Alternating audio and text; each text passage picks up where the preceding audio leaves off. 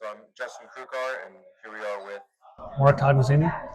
and it is April 15th, 2024, and starting off, what is your name and occupation? My name is Mark Tognazzini. I'm a commercial fisherman. I also am a restaurateur now, the last 20 years or so. But I do both. Where were you born originally? I was born in San Luis Obispo, California. So you born and raised here? Born and raised here, absolutely. And how was your upbringing? What was your interests and your friends? How was it? Yeah, well, I lived out in the country. My dad was an educator, superintendent of schools here. Um, out sports, a lot of sports, all the way through high school and stuff. I kind of got the fishing bug when I was about 16. So I started washing dishes in a restaurant under, it was called Port Morro at the time. I was 15 and a half. When I turned 16 that summer, they moved me into the fish market. And then they taught me how to cut and a lot about the fish business. And they also had a sport boat that ran out of the same area there.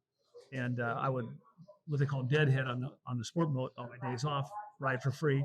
And I would cut fish as part of my kind of barter to ride for free. And so I kind of caught the bug going sport fishing on a boat called the Sealer. Yeah. So did your parents or grandparents ever get into the fishing industry? Or were you kind of like the first year? Not at all. My dad, like I said, my dad was a retired educator, superintendent of schools here in Morro Bay. My mom raised 8 of us. So neither one of them had any connection to the fishing business at all. I have no one in my family connected to the fishing business whatsoever.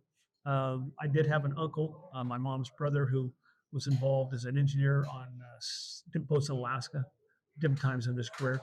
But and that was the first ocean ride I went on with him.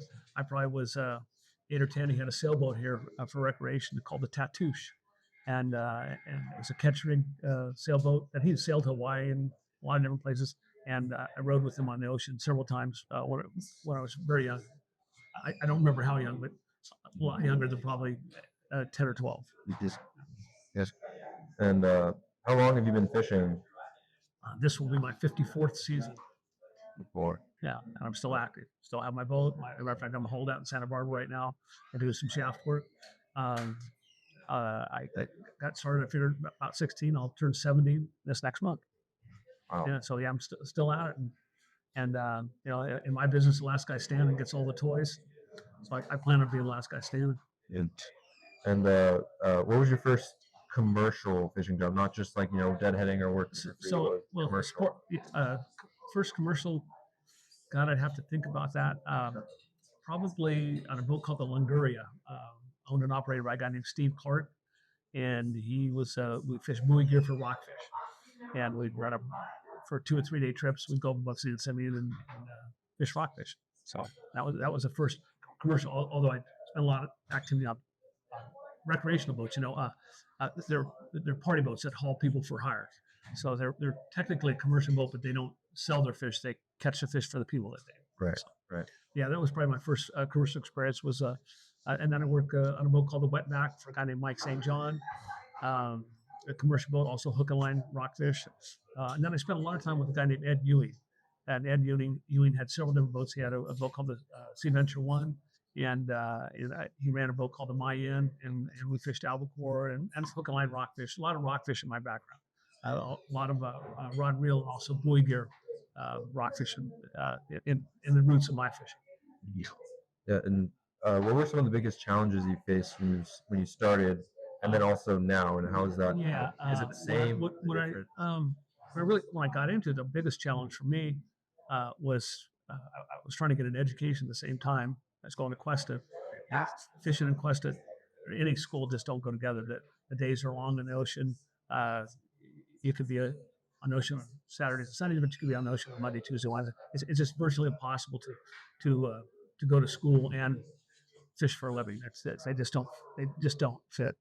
And that probably was the biggest challenge in the beginning. I think used to getting the highs and lows. It's kind of like farming. I'll relate to farming quite a bit. A guy who raises wheat, one year he might get 10 bushels of wheat per acre. The next year he might get 50. Fishing's that way. The highs and lows. The very good fishing up here, where there's plenty of money to be made, and then there's very poor fishing down here, where there's not much money, and You're just kind of stepping over dollars to catch dimes. And how is it now? Like the challenges now? Is it I think now the biggest change, and that would be when I was young in the commercial business, you could change among fisheries. In other words, if I had a bad salmon season, had a bad rockfish season, I could change. I could go different fisheries. I could move into them really easily. Now it's all limited entry. The fishing game is everything is limited entry. So you have to have a permit to even to fish certain rockfish. There's actually 3 different permits you have to have if you want to fish different species of rockfish. It's tough. You just you don't have that ability to move from one fishery to the other fishery. It's kind of like a tomato farmer. If if he can only raise tomatoes, it's a bad tomato year. He'd like to raise some green beans too. At fishing, we'd like to do that too, but we're so limited now. You have to have fairly expensive permits to transfer between fisheries, and so that makes it really tough. Right. And that's a big challenge. Over government regulation, I think Big Brother's breathing down our back all the time. We have VMSs on our boats now. If you want to participate, it's called Vessel Monitoring System. I don't know if anybody's Is talking it the about observers? No, it's not an observer. It's an electronic observer. Oh, It's a machine that tells the United States government where I am 24 hours a day, every minute of every day of every year. It tells them exactly where I am, what I'm doing, how fast I'm going, and it's called a VMS. It's kind of like an ankle bracelet. Only thing is, I haven't broken any laws. I'm not quite sure why I have to wear an ankle bracelet, but the fleet's that way, and government's done that. We all have to carry VMSs now, with very few exceptions. are they just trying to see if you like go into those zones that they've zoned off? I think they're trying to make it easy to regulate us. I think a guy can sit behind a computer, a big screen, and see 20 boats, 30 boats, 100 boats. One guy can do it. Whereas other times, with a patrol boat, it's much more costly for them to travel around and check to see what you might be doing. So, God, yeah, it's Big Brother wants in our back pocket. I don't care what you do. And they want to know what everybody's doing all the time. Sorry. Well, kind of going backtracking a little bit. How's the business progressed over time? Like changes by decade. Like when you started, it was like 70s, right? Yeah, in the 70s. Yeah, late 60s, early 70s. There's less of us now, and I don't want to say it that there's just less of us now, and that's and you and I talked earlier about it. It's really about the way of small time food producers across the nation. Small time food producers suffer. They suffer, like I said, over government regulation. It's just the expense of doing business. A big ranch that's doing several 100,000 head of cattle can sell them at a very reduced profit and still make money. Whereas a guy who's raising 200 head, it's tough to make a living. Same with fishing.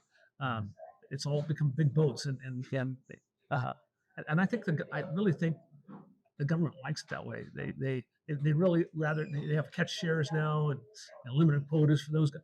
I think they'd rather see 50 boats catching the fish instead of 500 boats catching the fish. Doesn't mean we're going to catch any more.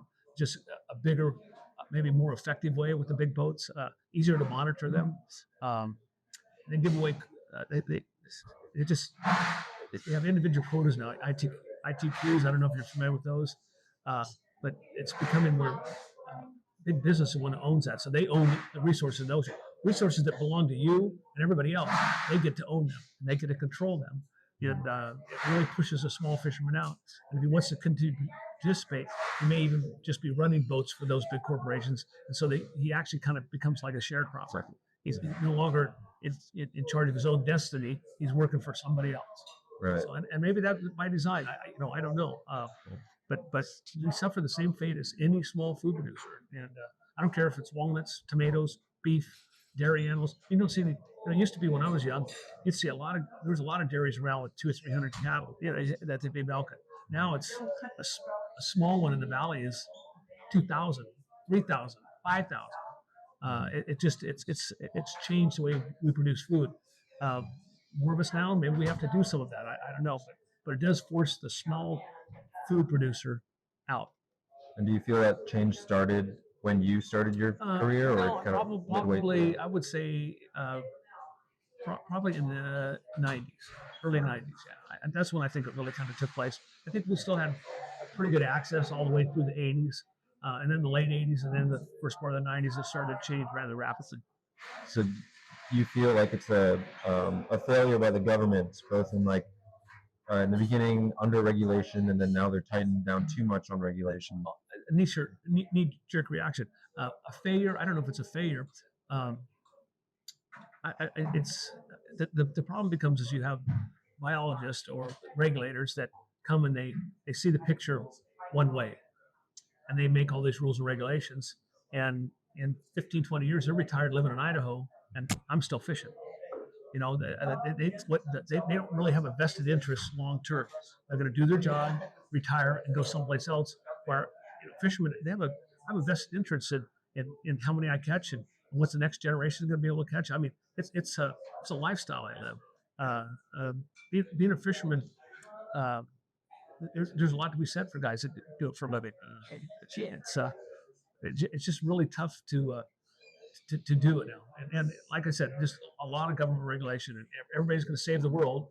And I think that a lot of the younger biologists that have been educated, I think they've been educated with a very I don't know. I don't want to use a really bad word, but I think they've really had a twisted sense of reality on what really goes on in the ocean. You know, the oceans are not in peril. They want to tell you they are, but they're just not that way. I think we're better stewards. All of us are better stewards of the world, let alone the ocean. And I think the oceans are in better shape now than they ever been. Is there problems here and there? Absolutely, just like there is on the land.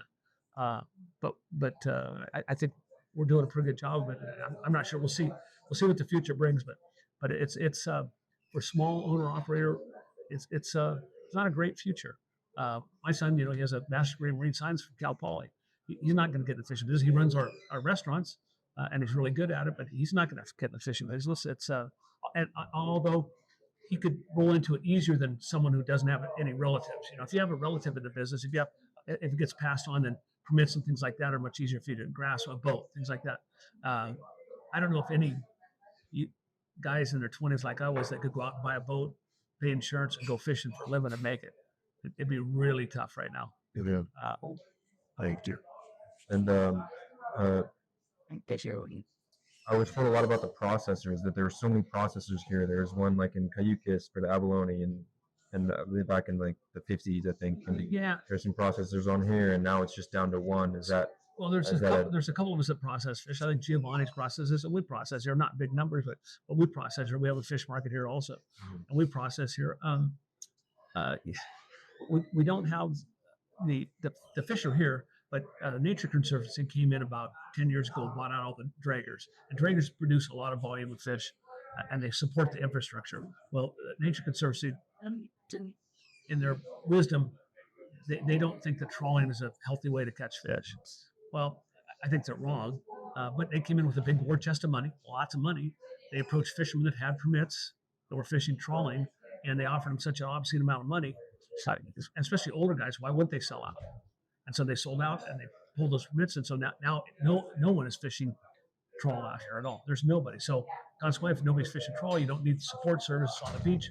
You lose the fuel use, gear stores, and you're not processing anymore. A couple other things happen here locally is water is so expensive. And, fish take water to process, and Morro Bay water we're probably one of the most expensive cities in the state for water. And so that we do what's called a dry cut over there. We don't use water. We use it to rinse the fillet. But typically when you cut fish, you have water running the whole time. Can't afford to do that. You got to cut the fish and then rinse the fillet out, which works, but it slows the whole process down. Different. And there was, I want to say, there was a couple, but we had 7, 8 drainers here back in the 70s. And if you don't have volume coming across the dock, you can't support a processing facility.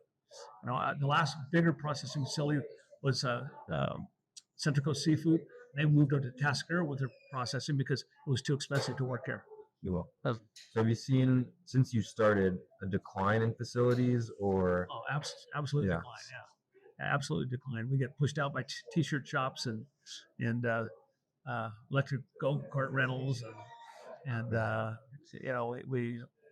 we get pushed in a little tighter area all the time. Although in Morro Bay we have a Measure D that got passed in 1981. I don't know if you're Right. familiar with that. Yeah, I Measure was D going to got- ask you about Yeah, that. Measure D got passed in 1981 by the vote of the people.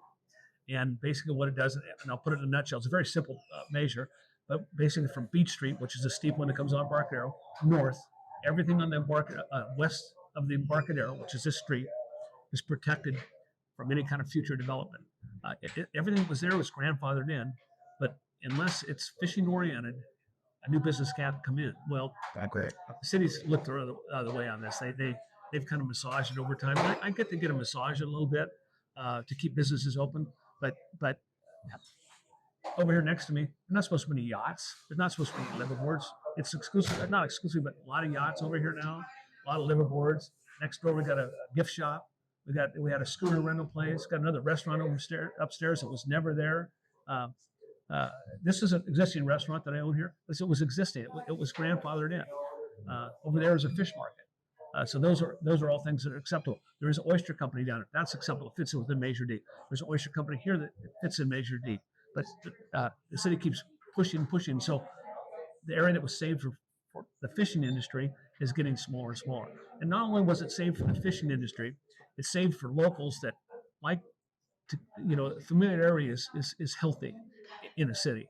And locals like to come to the waterfront and not have to. There's nothing wrong with t-shirt shops and trinket shops and gift shops, but they like to come someplace where that's not going on. And this is the Embarcadero, the last little bit of it that we have that is that way. Will the city ever honor Measure D? I don't know. I really don't know. They look the other way often. And no matter how much you complain about it, no matter how you bitch about it, they do what they want to do. So do you think Measure D was effective in a way? Oh, absolutely. Yeah, absolutely. Absolutely what? It stops that creep. And every port up and down this coast has gotten that creep. Like Monterey, all the little mom and pop places get pushed out and bubblegum shrimp comes in. All the bigger players all start to take over the waterfronts. And the city, I don't know, maybe they can make more money with a motel right there. I don't know. And that's how they look at those kind of things.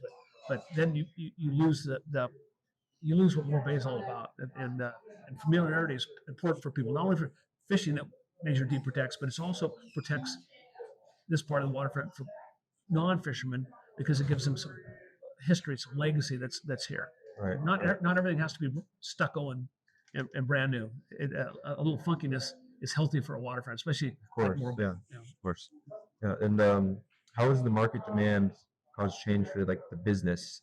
as far as like market demand for fish, For fish, like since there's less fish being fished, yeah, is the market demand going up? Yeah, I think the market demand is still up. I think we import a lot, but yeah, market demand is still there. People probably eat more fish. I don't know what statistically. You could look it up. I think statistically we're probably eating more pounds per person than ever before. A lot of it's imported, and I don't have a problem with imported fish if that fish is caught on the same playing field that I have to, the same level. In other words, Okay. food producers, especially fishermen, are held to a different moral standard in the United States. We have a way different moral standard. We look at fishermen way differently. But we will import fish from, say, China that doesn't have the same moral standards that we do. And a lot of times we'll import it without any tariffs, without any taxes. Salmon, farm salmon gets imported to the state, and I have to pay 10 cents for every pound I land of salmon. So if I catch a 10-pound salmon, there's $1 taxes to the state that goes to it. A 10-pound farm fish comes in there, and he doesn't have to pay that same 10 cents. So it's not a level playing field at all. And that's all we ask. My fish can compete if that playing field's level, and it's not. And then as society, we have to be cognizant of this. It's like if you want a tomato in December, unless it's a hothouse tomato, it's not going to be raised in California. So you got to kind of eat seasonally a little bit. I wish people would not be so. I think they would look at that a little bit more. I think they would be. They could be better stewards. I think they could eat seasonally and buy more local that way. I think they would. Although local is going to be more expensive because it's more expensive to produce stuff in California than it is in Mexico or is in Argentina or is in Chile. It's just more expensive to produce food here. Mm-hmm. So even though that carbon footprint of bringing stuff up from South America or wherever it comes from is great, it's still cheaper. A lot of it's labor. Labor is tremendous in California, as you well know. So. And yeah, um, it seems pretty obvious that to you that regulation is not something that's helped the fishing industry at all, or is that I think so? good. I think good regulations too. I think good, healthy, based on science, not on emotionalism. I think often, especially with some of the younger people that have been educated in our universities, I think I think they instead of looking at real good science and looking at numbers, I think they use a lot of emotionalism. And I don't think there's any room for in regulation. I think you got to look at the numbers. I think you got to look at science. And I think fishermen encourage regulation on good science. Like, we're not going to get another salmon season this year, 2 years in a row. It's supposed to, I believe it's based on good science. It's about not getting the returns we need. Well, we can save the salmon fishery if we do the right things. Not only do I not have to go fishing or get to go fishing, but we need water at the right time. There's a lot of other things that have to take place. And I think that's really super important. Has there been any good regulation in your opinion? Well, I think not fishing salmon the last couple of years is good. Yeah. I really do. The numbers aren't there. There's no fish there. I don't want to say no, the numbers are way reduced. And so I think that's a great regulation. Is it tough? Yeah, I love catching salmon. I mean, that's one of my favorite fisheries, and I'm decent at it. Yeah, I think that's good regulation there. I think they do some real stupid stuff. They have some regulations now on rockfish. Yeah, I was going to ask you about that. They have some regulations on open access. There's open access rockfish, and you're allowed. I don't know the exact numbers because it changes but I believe it's 300 or 400 pounds of vermilions. But you can have 1,500 bacaches. Well, there's some guys in our fleet that are commercial fishermen, but they really aren't doing it for a living.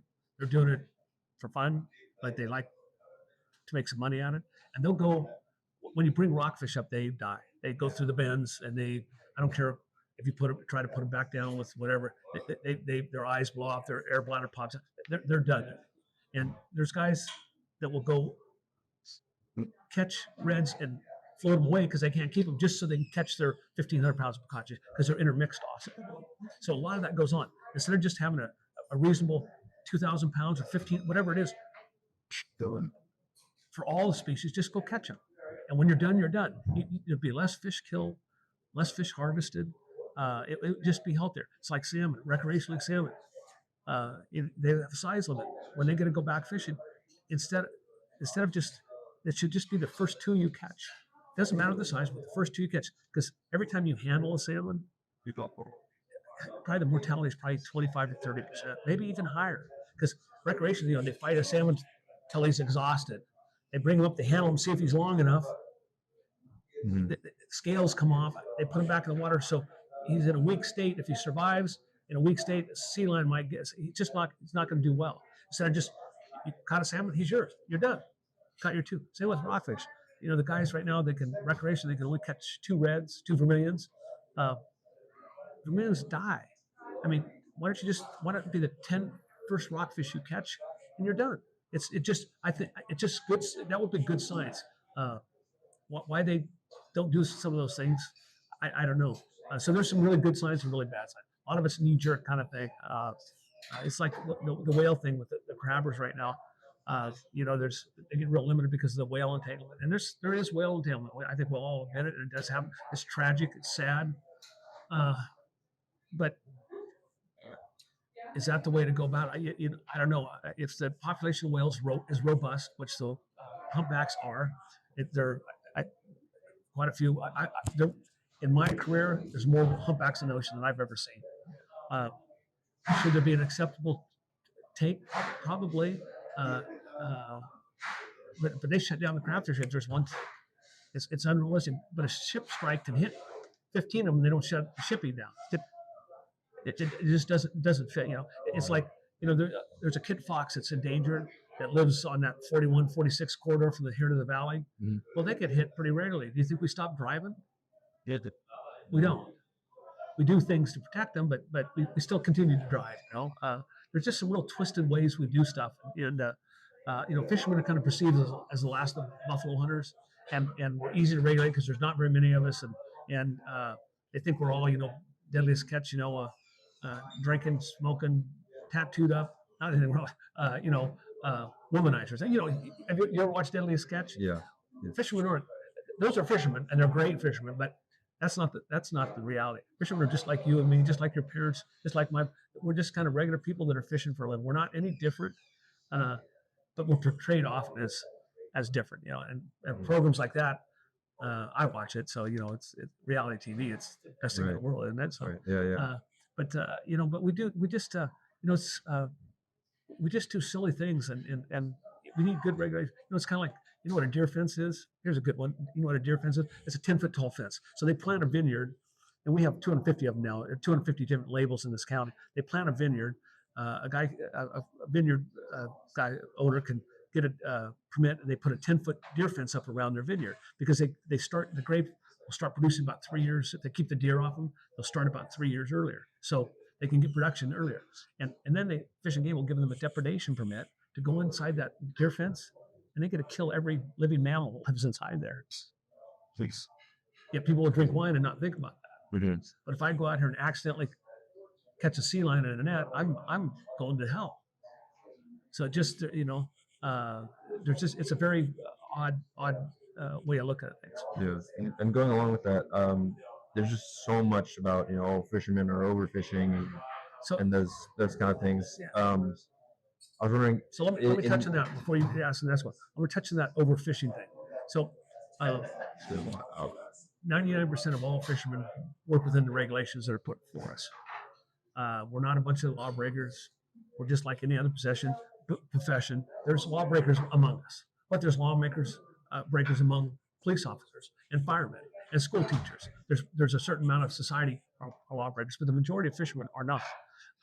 So you can't blame a fisherman if he's working within the regs, and the regs are you can catch this many fish. You can't blame him for catching what he can catch. Now, is science living? It is. It does change. Is science better today than it was 50 years ago? Yeah.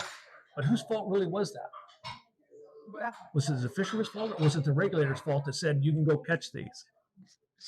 Regulators, I'd assume. And those are regulators, like I touched on before. They're retired in Idaho, and we're still trying to figure it out. So science is living. It does change all the time. It's kind of like, we cut down the redwoods at the turn of the century. Should have we done that? Probably not. Not the way we did it, for sure. So hopefully get better at it. But overfishing is if you buy an American caught fish, it's never going to be out of a fishery that's overfished. They don't let us overfish. They don't. Now, 20 years from now, they look at some regulations right now. Maybe they will thought, okay, we overproduced. Or maybe they'll say, oh, we could have produced a lot more. But fishermen, we don't overfish. We work within the laws. Now, there is some lawbreakers, but there is lawbreakers in everything. Does that make sense to you? Yes. So overfishing is really, they like to use that word, but it kind of puts the burden on the fisherman's back. And whose back should it really be on? If a guy's working within the law, you can't blame it. Guy's raising tomatoes, I'll go back to that. He's going to get as many tomatoes out of 5 acres as he can, or 10 acres, or 100 acres, as many as he possibly can. If I'm allowed to go catch salmon, I'm going to go catch as many as I can, legally can. That's what I'm going to do. I'm not going to go out and not. That's how I make a living. Right. Yeah. So you were going to ask me something, but I wanted to touch on that overfishing because we really don't overfish. Now, I can't speak for other nations. And often developing nations look at resources different than we do. But like I said before, American fishermen, as well as food producers, are held at a different moral standard. We really are. Hey, how are you? So anyhow, that's just how that's all we're going to touch on. Well, I was going to ask, did you see? Obviously, abalones, they were overfished, but like other things like rock cod or you said the trawlers. Did you see a decline in the fish? And if you did you take action like collectively as a fishing community here to kind of minimize that? Or no, I don't think we'd ever. We do what the regulators allow us to do. That's what we try to do. Abalone, it wasn't just over harvested. There's other issues that came about. Withering foot disease. Withering foot syndrome that was brought with farmed abalone. Otters eat a lot. Mm-hmm. So a combination of stuff. Harvesting was part of it. There's no doubt about it. But I think it was two or three edged sword. Because if it was strictly over harvesting, well, we haven't been producing abalone here for what, 30, 40, I don't know, you know what? I 40 think it years? was Over 40 years, like 40, yeah, Over 40 years. So if that was the case, if it was strictly over harvesting, it'd be back abundant, right? Jeremiah told me, yeah, they're only there in San Miguel and Channel Islands Right. area. So what I'm saying is, that if over harvesting was the single thing that brought the demise of the abalone, if that was just about man over harvesting, they would be back. Because we haven't harvested it. I think it's probably closer to 50 years. I want to say the last harvesting probably was in the 60s around here. They closed everything in 2017 for West Coast, but that was recreational. We weren't commercial harvesting. Commercial, I'm talking about, so recreational abalone is different than commercial abalone. And recreational, it was shut down because of Witherfoot syndrome. But the commercial, the actual catching abalone and selling, I want to say was probably in the late 60s, early 70s. We haven't been harvesting abalones here forever. I mean, you'd have to look it up, but that's really the reality of it. So what I'm saying is, so if it was just over harvesting, would it be back? Yes. So there's other issues that come to, and Witherfoot syndrome is one of them. And otters, an otter will eat them any size. They don't know what they don't know. The limit is, yeah. They say that like pismo clams, they say that a single adult otter will eat 80 legal sized pismos a day. And that's 4.5 inch clip. Now they don't eat just legal ones. So if he can eat 80 a day, he must be eating 150 or 200 a day.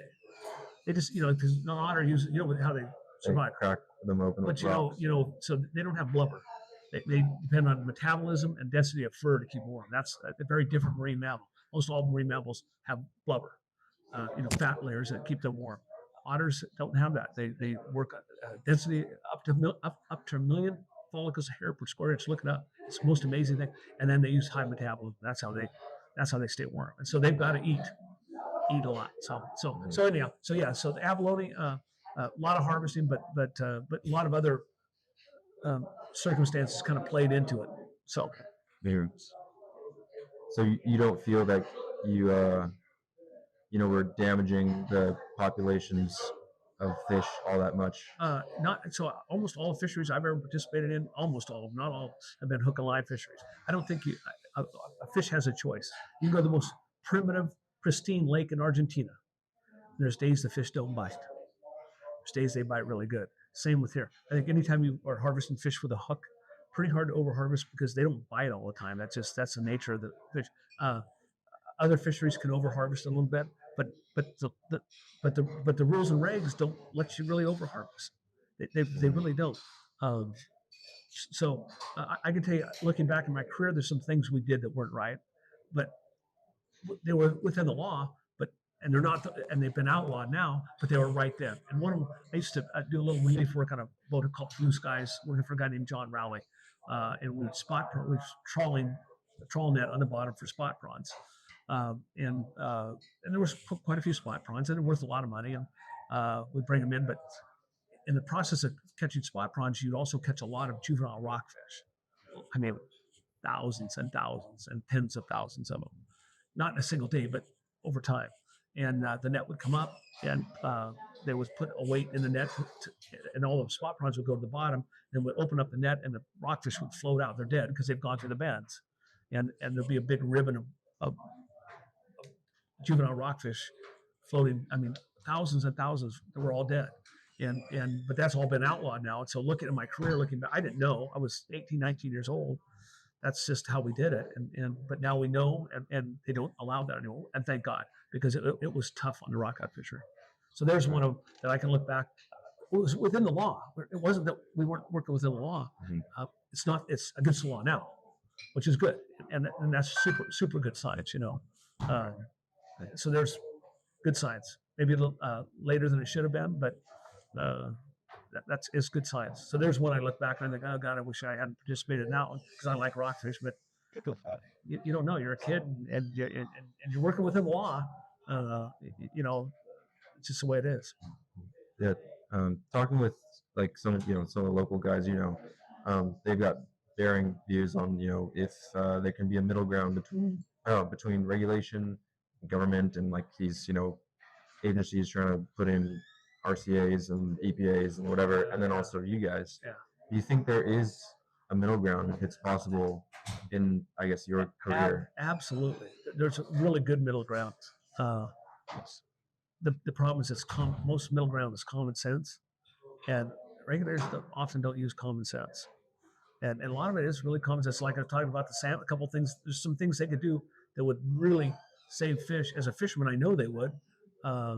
And they, What could they, like a couple of examples? What could they like I do? told you, like rockfish. The guys who fish open access rockfish, instead of having 300 pounds of vermilion and 1,500 pounds of picache and 1,000 pounds of canaries, they all kind of, rockfish are kind of, a lot of them commingle a lot.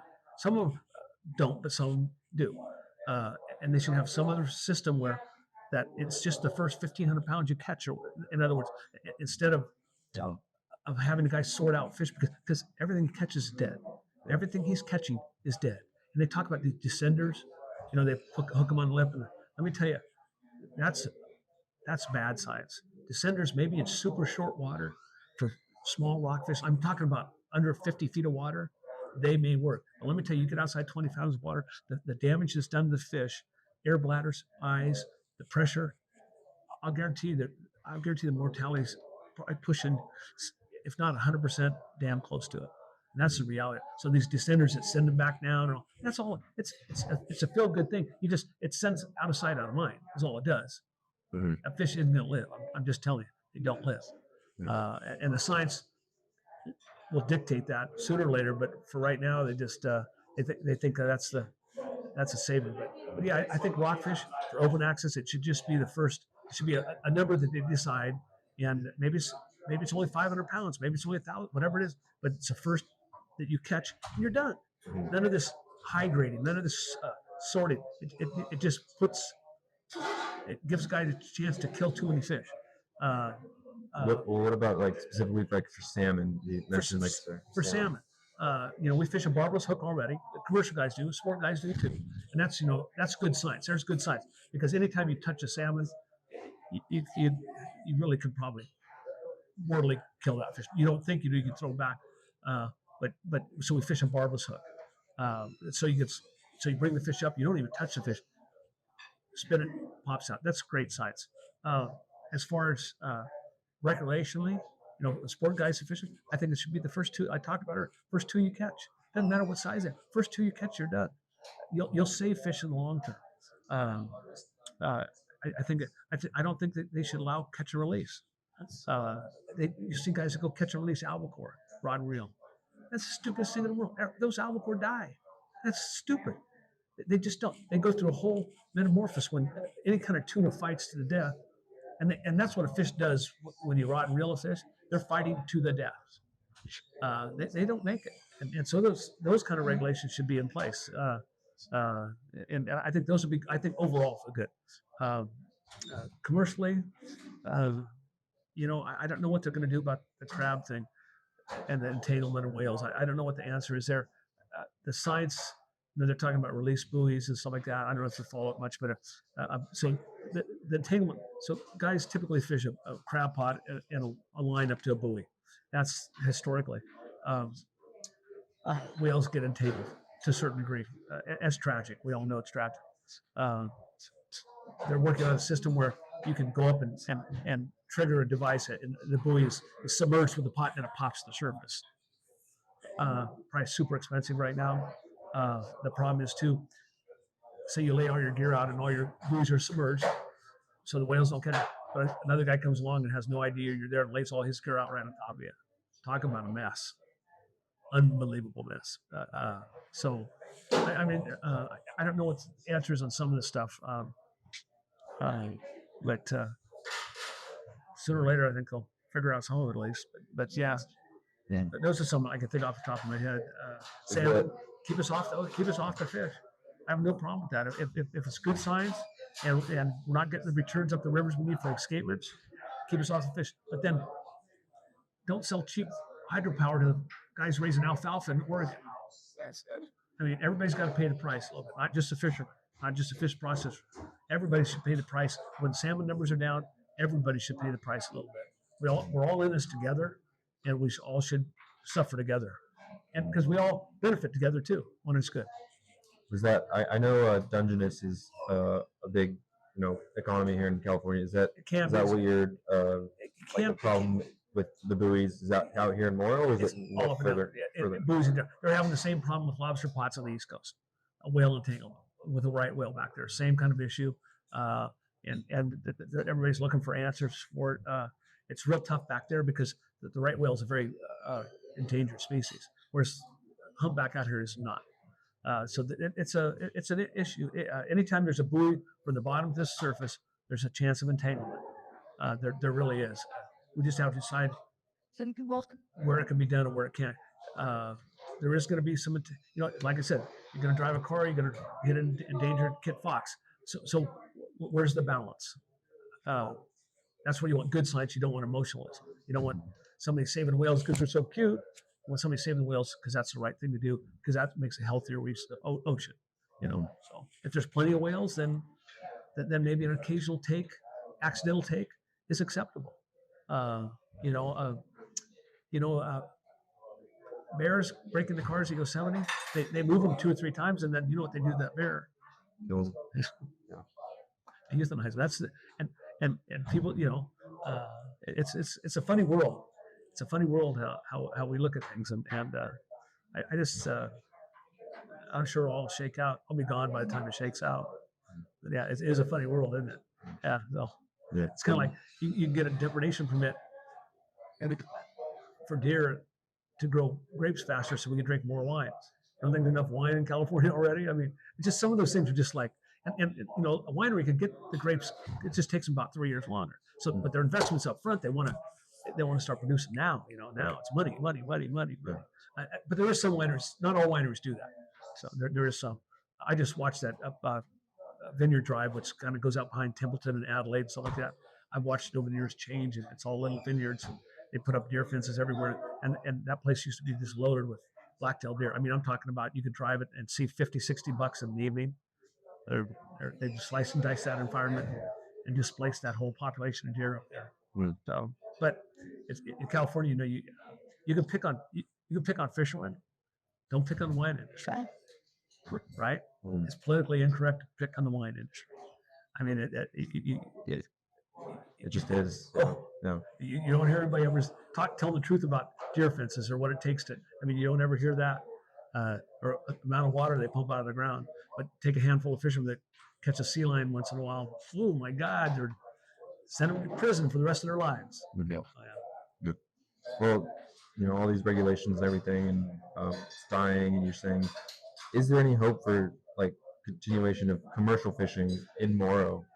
Do you think? Yeah, there'll always be some. It'll never be what it was. Just never will be. Not that the resource isn't there, because like for example, petroleum soil. There's nobody fishing it here. I guarantee there's tons of metric tons of petroleum soil. Nobody's fishing them. They're there. They're just living and dying. And there's a lot of fisheries that are there. It's just going to be access to them. It's going to be limited access, and it's expensive. It's boats are. Like I said, a young guy, when I was young and got into the business, had my boat built, you could do that. It was tough, but you could do it. It's pretty unreasonable. Pretty. The guy in my same shoes at 20 or 25 came into the business now and he'd have to have a pretty big bankroll. I mean, I had help, but nowadays you'd have to have phenomenal amount. Hell, a salmon permit's pretty cheap, $10,000, $15,000. Most crab permits are $40,000 and up, depending on how. A spot pond permit is $800,000. Deep. I didn't have, so I fished rocket all my life, but I didn't fit a window period for one of the regulations I think sucked. If you fit this window period, you could get a deeper near shore permit. I didn't fit the window period because I was honest. A lot of guys cheated and got deeper near shore. I wanted a deeper near shore permit recently. It's for just 6 species of rockfish, but I wanted it. It cost me $40,000, and I had to buy it from a guy who's got a drywall business. That's what he does, because he happened to fit. He landed a few fish during this. Here's a guy who's done fished all his life for a living, and this drywaller, he did it just occasionally, but he happened to fit the window period to get a permit, and he sold his permit finally because he wasn't using it. It cost me $40,000. You know how hard it was for me as a lifelong fisherman to go and buy a $40,000 permit from a drywaller. It shouldn't happen. It should happen. So there's just an example, permits are just, there's a little bit of open access still, but those are all getting closed rapidly. I think the fishing game I think everything will be limited entry of some sort before it's over with. It's easier to regulate us that way. So. And did you expect your son to get into the business? I did not. I did not. He fished with me. He probably started fishing with me. Actually, I had him out on the boat as 6 months old on a sport boat. We took him out. He wasn't helping me, but he started riding with me in the summertime, fishing salmon when he was probably about 6, up until he got involved in youth sports at about 9 or 10. But I didn't expect it. No, he always wanted to be in the marine field somewhat. He just didn't want to. He didn't want to fish, and so that's why he did his undergraduate work at Paul. Did his graduate work in marine science. He's got a master's degree. One time we were doing it. I do some other work with the boat too. I do some side work, support services, scientific research, stuff like that. And a guy named Milton Love, who's a doctor out of Santa Barbara, University of Santa Barbara there. And he was on the boat. We were doing some tagging of rockfish. And Mark was probably 12 or 13 at the time. And they were talking. And Mark was telling him how he wanted his doctorate degree in marine science. And Milton Love told him, he says, "I want to become a doctor." He says, "Become a real doctor." That's what they told him. In other words, a medical doctor. Mm-hmm. So anyhow, Mark did go on to get his master's degree in marine science, and he doesn't use it directly, but he uses it every day. He uses it in education, no matter where you go in life. If you're educated, you will use it somehow or the other. Yeah, no, I didn't expect him at all, and I'm really fine with that. So I'm first generation fisherman, and it'll be done when I'm done, So at least my boat and stuff. So yeah. And what is the fishing community like? Is it like welcoming? Is there an interest to motivate younger people to come out? There's some programs out there. It's tough. Most of the younger guys that are in the business have other rural jobs. They pound nails, or they're electricians, or they're painters, and they'll fish seasonally. They'll fish some salmon, or they'll fish some deeper near shore. They'll do some different things, but there's not a lot of. And when I talk about younger guys, I'm talking about 40-year-old guys. There are very few really young guys. Super tough for a really young guy to be anything other than a crew member. Like I said, buying a boat, getting permits. I mean, when I was young, you could put together $100,000 and get in the business. Now you probably got to put together $4 or $5 million. It's a lot different now. It's just a lot different. And like, are those like seasonal workers? Is that still beneficial? Yeah, the guys, often really good seasonal workers, figure out a way to become full-time fishermen with their own boat, and that's great. I think that's good. Just not that many of them, and there's not that many opportunities anymore. There's a lot of opportunities. I can remember being anchored up at Point Reyes with 600-700 other salmon fishermen. I don't even think there's probably 300 salmon fishermen left in California. They did Davis. I used to sit on the California Salmon Council. It's kind of like a raisin board. We promote California king salmon, and I sat on it for many, many years.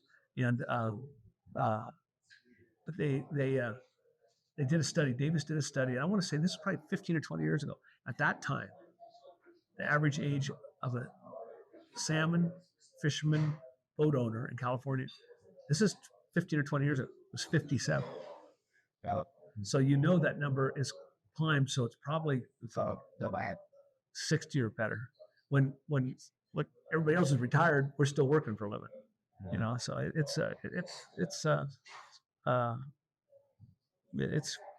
it's kind of tragic, but we're not the only industry. Like I said, food producers. You don't see the mom and pop dairy farm. You don't see the mom and pop raising chickens. You don't see the mom and pop raising pigs. That's all changed. Not all changed, but it has changed. Mm-hmm. Yeah. And just kind of wrapping up here, what are some most memorable experiences you've had out on the water, either good or bad, capsizing? So I've had, I had a lot of great experiences. I fish by myself, so often I don't take pictures. So they're all here. I've had some scary moments, some moments that I didn't know if I was going to survive or not, and I put my boat on the beach in 205 on the rocks of Point Sur. I was fishing by myself, running back and forth, and that's scared me pretty good. I've been in heavy weather a couple of times I actually got survival suit out, put on the table. I've been in a couple of situations. So just kind of scary situations. Yes, I've had a lot of fun situations. I've had a 500 king salmon trip, by myself, 500 fish. It's a milestone that most guys will never see by themselves. 500 fish, 3.5 days. It was epic. I'll always remember that. Awesome. But yeah, so I've had some. That's a good time. Best part is so far I've come home every time. And that's that's probably the most epic thing of all. So yeah, it's nice to come home. And lastly, is there anyone else you think I could contact, talk to? Maybe your son or anyone else that works here at the docks that I've experienced with commercial fishing here? Oh, Mark would be a fun one. My son Mark, he's super educated. I think he's fine. I think he'd give you a little different perspective of it because he was raised in it. So yeah. Like awesome. Well, okay. I hope it was. Thank you, Mark. I hope it was decent enough. Yeah.